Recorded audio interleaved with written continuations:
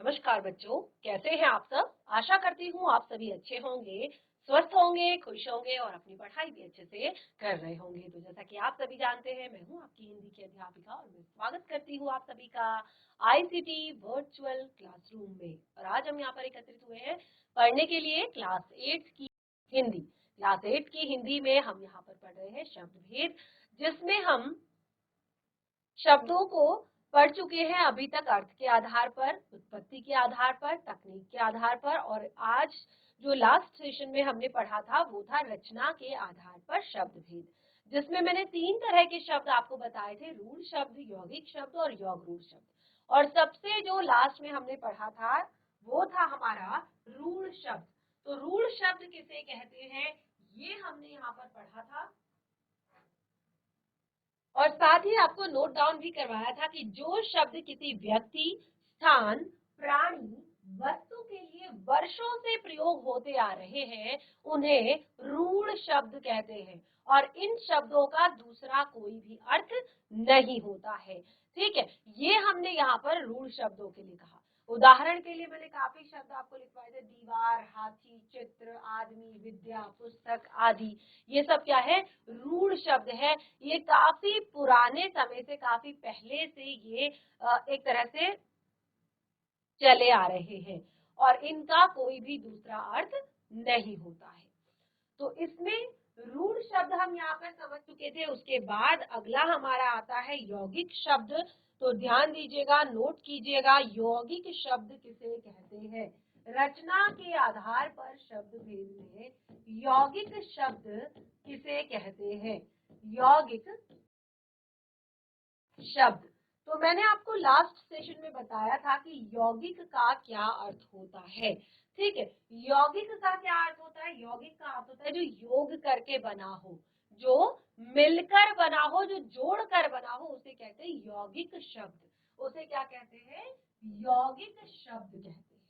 ठीक है, तो अब देखिए यौगिक शब्द एक बार हम लिख लेते हैं, दो या दो से अधिक शब्दांशों, दो या दो से अधिक शब्दांशों। देखिए हमने यहाँ पर शब्दांशों क्यों कहा है, शब्दांशों यानी कि जो पूरा पूरा शब्द नहीं है बल्कि शब्दों का कुछ अंश है, शब्द का कुछ भाग है। दो या दो से अधिक शब्दांशों के मेल से बने, मेल से बने या योग से बने, से बने शब्दों को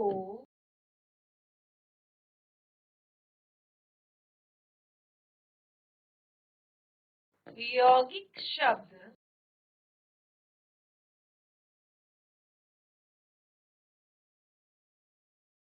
कहते हैं।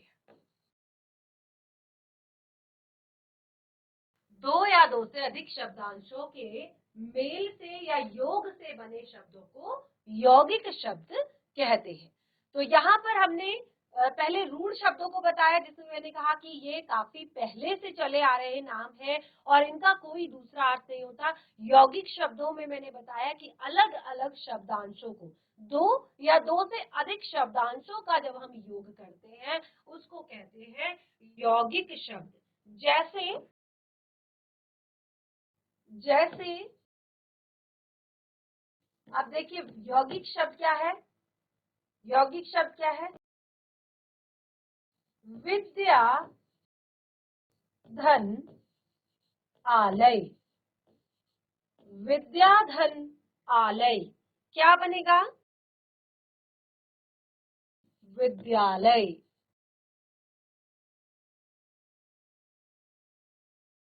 ठीक है, अब ये जो आपका विद्यालय शब्द है ये कैसा शब्द है, यौगिक शब्द है। कैसा शब्द है, यौगिक शब्द है। जो आपका विद्यालय शब्द है ये आपका यौगिक शब्द है। ठीक है, इसी तरह से पुस्तक, धन, आलय, धन, आलय। तो ये क्या है आपका? पुस्तकालय। ठीक है, ये क्या बन गया आपका? पुस्तकालय। तो ये कैसा शब्द है? ये भी आपका यौगिक शब्द है, क्योंकि क्या बन रहा है? अलग अलग शब्दों के योग से बन रहा है, अलग अलग शब्दांशों के योग से बन रहा है, इसीलिए इसे कहा यौगिक शब्द। ठीक है, उसके बाद जैसे देव, धन, दूत, क्या बनेगा इसमें? शब्द देव, धन, दूत। फूल, धन, दान, क्या बनेगा? बताइए क्या बनेगा? विद्या, धन, अर्थी।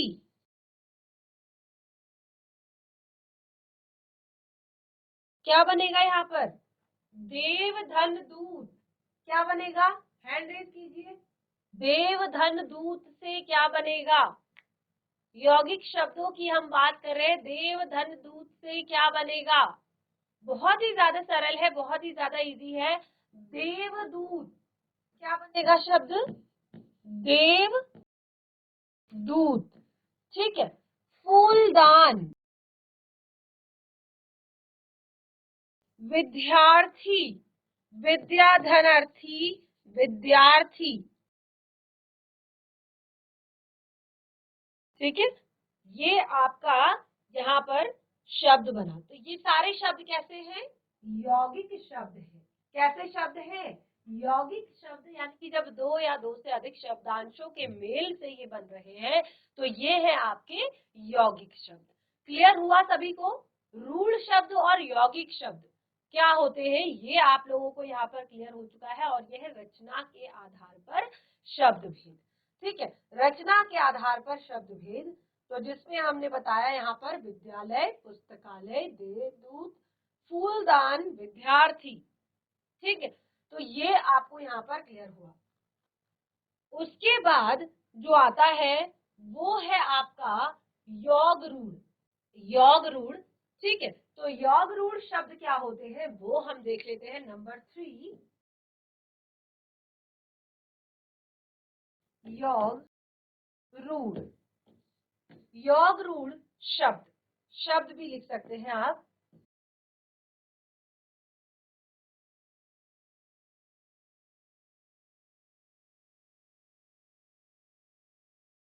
शब्द, योग रूढ़ शब्द। ठीक है, अब देखिए, एक आपने पढ़ा यौगिक शब्द, एक आपने पढ़ा रूढ़ शब्द, और अब ये दोनों का ही मेल है, योग रूढ़। ठीक है, ये क्या है? दोनों का ही मेल है। तो पहले इसके बारे में लिख लेते हैं। ऐसे शब्द, ऐसे शब्द जो दो या दो से अधिक, ऐसे शब्द जो दो या दो से अधिक शब्दों या शब्दांशों के मेल से बने हैं, शब्दों या शब्दांशों के मेल से बने हैं। अब देखिए, इतना तक तो हो गया क्या? योग, योग एक तरह से यौगिक शब्द। ठीक है, यहाँ तक कि ऐसे शब्द जो दो या दो से अधिक शब्दांशों के मेल से बने हो, परंतु परंतु सामान्य अर्थ को छोड़कर, परंतु क्या कर रहे हो? सामान्य अर्थ को छोड़कर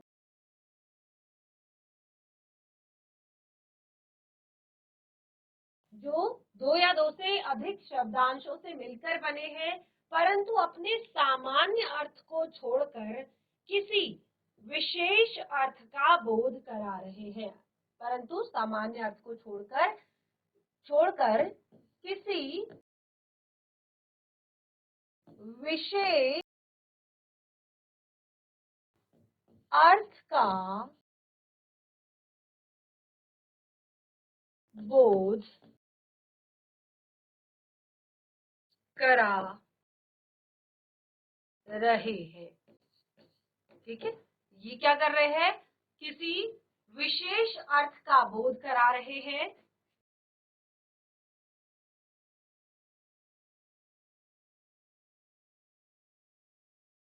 योग रूढ़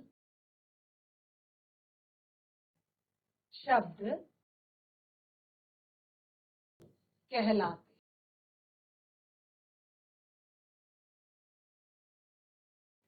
योग रूढ़ शब्द कहलाते हैं। अब एग्जाम्पल देखिए, उदाहरण देखिए, योग रूढ़ किसे कहते हैं? तो दोनों चीजें आ गई इसमें। पहला क्या है कि ऐसे शब्द हैं जो दो या दो से अधिक शब्दों या शब्दांशों के मेल से बने हैं, के को मिलाने से बने हैं, के योग से बने हैं, परंतु सामान्य अर्थ को छोड़कर, यानी कि एक जो सामान्य अर्थ निकल रहा है उस सामान्य अर्थ को छोड़कर किसी विशेष अर्थ का बोध करा रहे हैं। अब जैसे दशानन, अब दशानन शब्द को जब आप सुनेंगे, जब आप दशानन शब्द को सुनते हैं तो क्या आता है आपके दिमाग में? दशानन, 10 है आनन जिसके, किससे बना है दशानन शब्द? 10 है आनन अर्थात सर जिसके। तो जब आप दशानन शब्द को पढ़ते हैं तो कौन याद आता है आपको? फटाफट हैंड रेज करेंगे जिसको पता है। जब हम दशानन शब्द कहते हैं तो कौन याद आता है?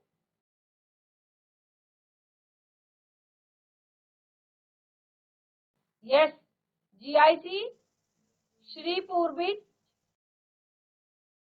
रावण। Very good.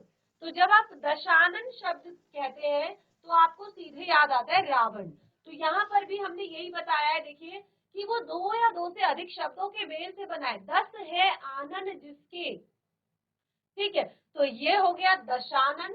और अब ये दशानन शब्द हमें किसी विशेष अर्थ की तरफ ले जा रहा है। हमें पता चल रहा है कि दशानन का अर्थ होता है रावण। ठीक है, इसी तरह से पीतांबर, पीतांबर, ठीक है, इसी तरह से चतुर्भुज, ठीक है, चतुर्भुज,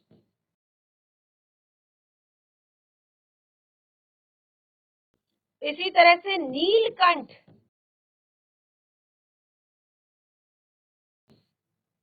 आदि। अच्छा, हम नीलकंठ जो नाम लेते हैं तो नीलकंठ से हमें क्या याद आता है? नीलकंठ से क्या याद आता है हमें?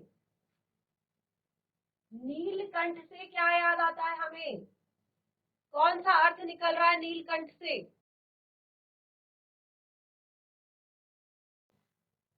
नीलकंठ से हमें क्या याद आता है? हमने कहा किसी विशेष अर्थ की तरफ इशारा होता है। जीआईसी रवाई खाल, क्या बच्चे आप मुझे सुन पा रहे हैं? जीआईसी रवाई खाल, यस, जीआईसी रवाई खाल, क्या आपको पता है हम यहाँ पर क्या पढ़ रहे हैं? हेलो। यस बच्चा, आपको पता है हम यहाँ पर क्या पढ़ रहे हैं? योग रूढ़ शब्द पढ़ रहे हैं। यस, आप नोट डाउन कर रहे हैं?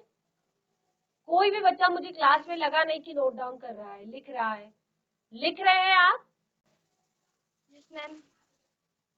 क्या आप क्लास 8 के बच्चे हैं? Yes ma'am. हाँ, तो हम यहाँ पर पढ़ रहे हैं योग रूढ़ शब्द। और एक बार पढ़कर बताइए कि मैंने क्या लिखा हुआ है योग रूढ़ शब्दों के विषय में। पढ़कर बताइए बच्चा। मैम, ऐसे शब्द जो दो या दो से अधिक शब्दों या शब्दांशों के मेल से बने हैं परंतु सामान्य अर्थ को छोड़कर किसी विशेष अर्थ का बोध करा रहे हैं, योग रूढ़ शब्द कहलाते हैं। Very good. और कुछ एग्जाम्पल भी दिए हैं, जरा पढ़कर सुनाइए। जैसे दशानन, पीताम्बर, चतुर्भुज, नीलकंठ आदि। यस, तो आपको यहाँ पर जो चारों शब्द मैंने उदाहरण में दिए हैं, तो साफ साफ आप सभी को पता चल रहा है कि ये अपने स्वयं के अर्थ को नहीं बल्कि किसी विशेष अर्थ की तरफ इशारा कर रहे हैं। जैसे दशानन, दशानन हमें क्या बताता है? जिसके 10 सिर हैं। हाँ, कौन है जिसके 10 सिर है? रावण। Very good. पीतांबर, पीतांबर को कौन धारण करता है? पीतांबर का क्या अर्थ होता है? पीले हैं वस्त्र जिसके, कौन पहनता है पीतांबर? श्री कृष्ण। चतुर्भुज, चार भुजाओं वाले कौन है? श्री हरि विष्णु। नीलकंठ, कौन है नीलकंठ? श्री भगवान शिव जी। Very good. तो यहाँ पर जो योगरूढ़ शब्द है वो क्या है कि वो ऐसे शब्द तो हैं जो दो या दो से अधिक शब्दांशों से मिलकर बने हैं, परंतु अपने सामान्य अर्थ को छोड़कर किसी विशेष अर्थ का बोध कराते हैं, इसीलिए इन्हें योगरूढ़ कहते हैं। वेरी गुड बच्चा, बैठ जाइए। और जब भी आप लोगों को माइक लेने के लिए कहा जाता है, पहले तो आपका माइक क्लास में बिल्कुल बैठ जाइए बच्चा। पहले तो आपका माइक बिल्कुल रेडी होना चाहिए क्लास में, क्योंकि आपको पता है कि ये आपकी ऑनलाइन क्लास है। यहाँ पर आपको इसी तरह से बातचीत करनी होती है, तो माइक को प्रॉपर तरीके से रेडी रखिए जिससे कि हमारा समय जो है वो ज्यादा नष्ट ना हो इस तरह से आपस में बात करने में। तो ये हमने यहाँ पर अपने तीनों टॉपिक जो है क्लियर कर लिए, जिसमें हमने पढ़ा रचना की दृष्टि से शब्द भेद, जिसमें हमने पढ़े रूढ़ शब्द, यौगिक शब्द और योगरूढ़ शब्द। तो उसके बाद जो हमारा टॉपिक आता है अर्थ के आधार पर शब्द भेद, जो हमने शुरुआत में पढ़े थे। तो इसमें शुरुआत में जो हमने शब्द पढ़े थे उसमें हमने पढ़े एकार्थी और अनेकार्थी और पर्यायवाची और विलोम शब्द। ठीक है, तो ये पूरा टॉपिक जो है हमारा लगभग यहाँ पर क्लियर हो चुका है एक तरह से। अब इसमें दूसरे तरह से, यानी कि एक तरह से तो हमने इस तरह से किए शब्दों का वर्गीकरण, ठीक है, दूसरे तरीके से हमने कैसे शब्दों का वर्गीकरण किया उन्हें हम देखेंगे। तो यहाँ पर हम पढ़ते हैं उसे, आगे बढ़ते हैं। तो देखिए, ये हमारा यहाँ तक क्लियर हो चुका है। हमने रचना की दृष्टि से शब्द भेद जो है वो पढ़ लिए हैं, और अभी हम यहाँ पर आगे बढ़ेंगे और यहाँ पर हम पढ़ेंगे व्याकरणिक विवेचन की दृष्टि से शब्दों का वर्गीकरण। अब एक तो हमने अर्थ समझने के लिए किया कि शब्द कितने प्रकार के होते हैं। दूसरा, जब हम भाषा की बात करते हैं, जब हम एक तरह से शब्दों की बात करते हैं, तो व्याकरण इसमें जरूर आता है, क्योंकि भाषा के शुद्ध रूप को पढ़ने का, लिखने का जो ज्ञान असल में हमें होता है वो किसके कारण होता है? व्याकरण के कारण। व्याकरण से ही हम भाषा के शुद्ध रूप में प्रयोग का ज्ञान कर पाते हैं। अब व्याकरणिक विवेचन की दृष्टि से शब्द कितने प्रकार के होते हैं ये हम यहाँ पर पढ़ेंगे। तो बिल्कुल सबसे पहले तो आप इसी तरह से नोट डाउन करें, व्याकरणिक विवेचन की दृष्टि से शब्दों का वर्गीकरण। और इसमें हम पढ़ेंगे जब शब्द वाक्यों में प्रयुक्त हो जाते हैं, यानी कि अभी तक हम शब्दों को केवल पढ़ रहे थे, लेकिन अब हम उन शब्दों को जब वाक्यों में प्रयोग करने लगते हैं, सेंटेंस में जब हम उन शब्दों को प्रयोग करने लगते हैं, तो क्या होता है कि वो एक शब्द, यानी कि सारे शब्द जो है अलग अलग काम करने लगते हैं। जैसे कोई कर्ता का काम करता है, कोई कर्म का काम करता है, ठीक है, कोई संज्ञा होता है और कोई सर्वनाम होता है, कोई आपका विशेषण शब्द होता है यानी कि विशेषता बताने का काम करता है, कोई आपका क्रिया शब्द होता है, ठीक है, कोई क्रिया की भी विशेषता बताने वाले शब्द होते हैं तो हम उन्हें क्रिया विशेषण कहते हैं। ठीक है, तो इस तरह से हम अगर देखें कोई भी जो हमारे वाक्य होते हैं उसमें कर्ता, कर्म, ठीक है, और कारक, कारक भी होते, कारक चिन्ह, ठीक है, कारक, कर्ता, कर्म, संज्ञा, सर्वनाम, क्रिया विशेषण कुछ संबंध जोड़ने का काम भी करते हैं तो उन्हें संबंध बोधक कह देते हैं। कुछ हमें विस्मय दिखाने का काम करते हैं तो उन्हें विस्मय आदि बोधक भी कह देते हैं। कुछ ग्रुप एक समूह दिखाने की कोशिश करते हैं तो उन्हें समुच्चय बोधक भी कह देते हैं। तो इस तरह से व्याकरणिक विवेचन की दृष्टि से, क्योंकि जब एक शब्द वाक्य में प्रयोग होने लगता है तो वो व्याकरण के नियम से अलग अलग काम करने लगता है, अलग अलग कार्य करने लगता है। अतः व्याकरणिक विवेचन की दृष्टि से ऐसे शब्दों को 8 भागों में बांटा गया। कितने भागों में बांटा गया? 8 भागों में बांटा गया। यानी कि कहीं पर कोई कारक था, कोई कर्ता था, कोई कर्म था, कोई संज्ञा था, कोई सर्वनाम था, कोई एक तरह से कोई कर्ता का काम कर रहा था, कोई कर्म का काम कर रहा था, कोई कारक का काम कर रहा था, कोई विशेषता बता रहा था, कोई एक तरह से आपको क्रिया दिखा रहा था। तो इन्हीं सब चीजों के आधार पर, इन सब चीजों के आधार पर जो व्याकरण एक तरह से पूरी है, व्याकरणिक जो विवेचन है, उसके आधार पर जो हमारी भाषा है उसके शब्दों को 8 भागों में बांटा गया। 8 भागों में जब बांटा तो 8 भागों को भी 4-4 के वर्गों में अलग किया, समझने के लिए कि कैसे समझेंगे हम उन्हें, कैसे समझेंगे, कैसे हमें समझ आएगा कि इसमें कौन सा शब्द क्या काम कर रहा है, कौन सा शब्द किस चीज के लिए प्रयोग किया जा रहा है। तो ये सब चीजें समझने के लिए हमने फिर से उन्हें 4-4 के पार्ट्स में डिवाइड कर दिया। 4-4, 8 थे टोटल व्याकरणिक विवेचन की दृष्टि से, लेकिन उनको भी हमने 4-4 भागों में विभाजित कर दिया। अब ये 4-4 जो हमने भागों में बांटा, इसको भी एक रीजन के कारण बांटा, एक कारण की वजह से बांटा कि हमने देखा कि जो 4 शब्द हैं वो एक जैसे हैं और जो बाकी के 4 हैं वो एक जैसे। तो एक जैसे शब्द एक तरफ, एक जैसे शब्द एक तरफ। तो अब देखिए यहाँ पर हमने इन्हें कहा, जो एक तरफ हमने रखे 4 भाग, उन्हें हमने कहा विकारी, और जो हमने दूसरी तरफ रखे 4 भाग उन्हें हमने कहा अविकारी। ठीक है, एक को हमने कहा विकारी और एक को हमने कहा अविकारी। विकारी, विकारी यानी कि जिनमें विकार आ जाए, जिनमें परिवर्तन आ जाए, जिनमें चेंज आ जाए। ठीक है, विकार जिनमें आ जाता है, जो परिवर्तित हो जाते हैं, चेंज हो जाते हैं, उन्हें विकारी कहा। जो परिवर्तित नहीं होते हैं, अब ये परिवर्तित होते क्यों हैं?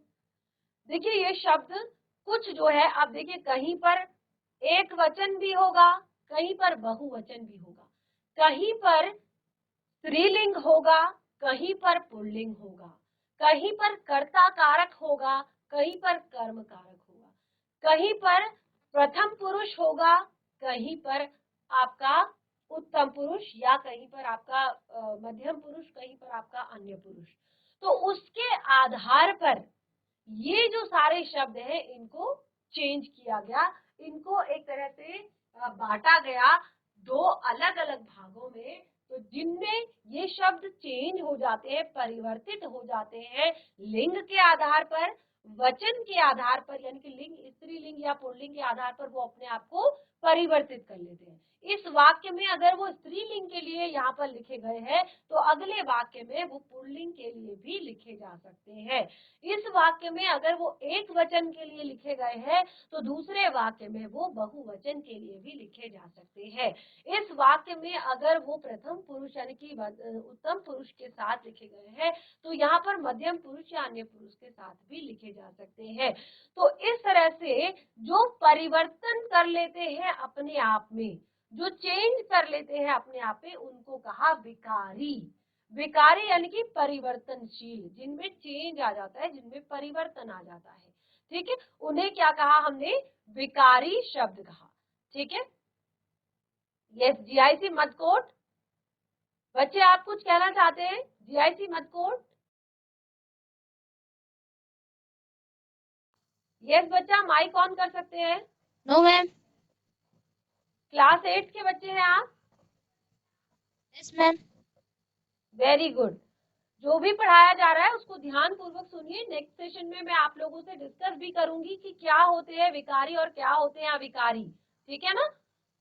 तो क्लास में वेरी गुड। चलिए, तो यहाँ पर विकारी में मैंने बताया जो क्या करते हैं, चेंज हो जाते हैं, जो परिवर्तित हो जाते हैं, ठीक है। तो इसमें हमने रखे 4 तरह के शब्द, इसमें हमने रखे 4 तरह के शब्द जो है संज्ञा, सर्वनाम, विशेषण, क्रिया। और मुझे नहीं लगता कि क्लास 8 में आते आते ये आप पहली बार देख रहे हैं। क्या कोई भी बच्चा इन सभी को पहली बार देख रहा है? नहीं, सबको इन चारों की एटलीस्ट परिभाषा तो आती ही होगी, सबको आती है संज्ञा, सर्वनाम, विशेषण, क्रिया की परिभाषा। जिसको चारों की परिभाषा आती है वो हैंड रेज करेगा। जिसको चारों की परिभाषा आती है, संज्ञा की, सर्वनाम की, क्रिया, केवल परिभाषा। वैसे तो काफी बड़े टॉपिक है ये, मैं केवल परिभाषा की बात कर रही हूँ। जिस किसी बच्चे को चारों परिभाषाएं आती है वो हैंड रेज करेगा। किसी को नहीं आती? किसी को नहीं आती चारों परिभाषाएं? अच्छा, संज्ञा की किसको आती है? संज्ञा की परिभाषा कौन बताएगा? संज्ञा की परिभाषा कौन बताएगा? जीआईसी जयंती कोट, क्या बच्चे आप बताएंगे संज्ञा की परिभाषा? मुझे लगता है सेकंड क्लास में या सेकंड क्लास में तो आपने पढ़ी ली होगी संज्ञा की परिभाषा। यस, जीआईसी मधकोट, जीआईसी जयंती कोट, कोई भी बच्चा फटाफट। जीआईसी मधकोट, आपके सामने माइक है बच्चा, फटाफट ऑन कर लीजिए, माइक ऑन कीजिए बच्चा। यस, तो क्या आपको संज्ञा, सर्वनाम, विशेषण, क्रिया में से किसी की परिभाषा आती है? No ma'am. किसी की भी नहीं आती? कोशिश कीजिए बच्चा, संज्ञा किसे कहते? कोई बात नहीं, मैं आपको वहां पिटाई करने नहीं आ रही हूँ, ना ही आपकी शिकायत लगा रही हूँ। मेरा काम है आपको पढ़ाना, जो आपको नहीं आता वो चीज आपको बताना। तो आप कोशिश कीजिए, क्योंकि क्लास 8 में आते आते मुझे लगता है कि ये तो बहुत इजी टॉपिक्स हो जाते हैं। संज्ञा, सर्वनाम, क्रिया, विशेषण। संज्ञा किसे कहते हैं? अच्छा, आप अपने आसपास की चीजों को किससे जानते हैं? चलिए, आप मुझे सिर्फ इतना बताइए कि आपके आसपास जितनी भी चीजें, एक बार अपने रूम में नजर घुमाइए, पूरे रूम में नजर घुमाइए और आप देखिए कि अपने आसपास की चीजों को आप किससे जानते हैं? मैम नाम से। वेरी गुड, आप सब चीजों को नाम से जानते हैं। और हिंदी में संज्ञा की छोटी सी परिभाषा जो क्लास 1 में या 2 में पढ़ाई जाती है वो होती है नाम वाले शब्दों को संज्ञा कहते हैं। The naming words are called noun. जो नाम वाले शब्द होते हैं, केवल नाम, यानी कि आपके मित्र का नाम जो है वो भी संज्ञा है। जिस चेयर पर, जिस कुर्सी पर आप बैठे हैं वो भी संज्ञा है। जिस पेन को आपने पकड़ा हुआ है वो भी संज्ञा है। जिस माइक को आपने पकड़ा है वो भी संज्ञा है। ये क्लासरूम में जो भी फैन है, टेबल है, बुक है, जो भी चीजें हैं वो सब संज्ञा है, ठीक है। तो जितने भी नाम वाले शब्द, वो चाहे किसी व्यक्ति का हो, वस्तु का हो, स्थान का हो, प्राणी का हो, भाव का हो, संज्ञा कहलाता है। क्लियर हुआ? किसी व्यक्ति, वस्तु, स्थान, प्राणी अथवा भाव के नाम को संज्ञा कहते हैं। क्लियर हुई संज्ञा की परिभाषा? मैम समझ आई बच्चे संज्ञा की परिभाषा? Yes ma'am. अब एक बार खुद से बताइए, किसे कहते हैं संज्ञा? किसी वस्तु, चीज, प्राणी को। किसी व्यक्ति, स्थान, वस्तु, स्थान, प्राणी अथवा भाव के नाम को संज्ञा कहते हैं। जितनी भी चीजें आपके आसपास है, क्योंकि आप सब चीज को नाम से ही जानते हैं। आपके गांव का क्या नाम है? नाम से ही तो जानते हैं आप अपने गांव को, कि मैं उस गांव में रहता हूँ, मैं उस जिले का हूँ, मैं उस राज्य का हूँ, मैं उस देश का हूँ, ठीक है ना। और आप अपने फ्रेंड्स को, अपने दोस्तों को किससे जानते हैं? उनके नाम से जानते हैं। ये मोहन है, ये सोहन है, ये रीता है, ये गीता है, ठीक है। ये किससे जानते हैं? नाम से जानते हैं। तो ये एक बहुत ही महत्वपूर्ण टॉपिक है, संज्ञा सर्वनाम क्रिया विशेषण यानी कि जो विकारी शब्द है। इस टॉपिक को कंटिन्यू करेंगे हम अपने नेक्स्ट सेशन में। थोड़ा सा घर से थोड़ा सा पढ़कर आइए इन सब चीजों को, बाकी का टॉपिक नेक्स्ट सेशन में क्लियर करेंगे। तब तक के लिए धन्यवाद। आपका दिन शुभ हो।